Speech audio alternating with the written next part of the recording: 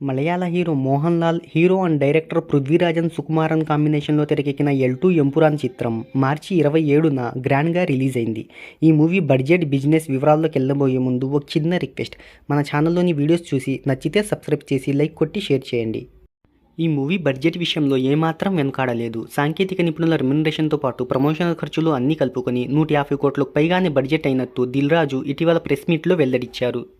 ఈ movie pre release business 100 కోట్లుగా value కట్టారు. ఇండియా థియేట్రికల్ రైట్స్ 70 కోట్లు, ఓవర్సీస్ థియేట్రికల్ రైట్స్ 30 కోట్లుగా వాల్యూ కట్టారు. కొన్ని డిస్ట్రిబ్యూటర్లు కమిషన్ బేస్ మీద రిలీజ్ చేస్తుండడంతో ఈ థియేట్రికల్ బిజినెస్ వాల్యూ పైనే ఆధారపడి ఉన్నట్టు ట్రేడ్ వర్గాలు వెల్లడించాయి. Empuraan theatrical, non theatrical business విషయంలో కొంతమేరకు జాప్యం జరిగింది. ఈ సినిమా రైట్స్కు సంబంధించి రేట్ల విషయంలో బేరసారాలు కుదరలేదు. అందుకే థియేట్రికల్ బిజినెస్ జరగకుండా కమిషనల్ బేస్ పద్ధతిలో రిలీజ్ చేస్తున్నారు ఈ చిత్రాన్ని.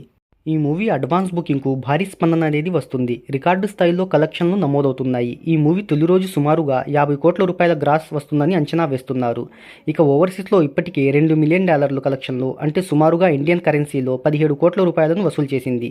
ఈ మూవీ మలయాళ రంగంలో తొలి 300 కోట్ల రూపాయలు సాధించే చిత్రంగా రికార్డు క్రియేట్ చేస్తుందని నిర్మాత దిల్ రాజు చెప్పారు. మరి ఏ మేరకు కలెక్షన్లను సాధిస్తుందో కింద కామెంట్లో తెలియచేయండి.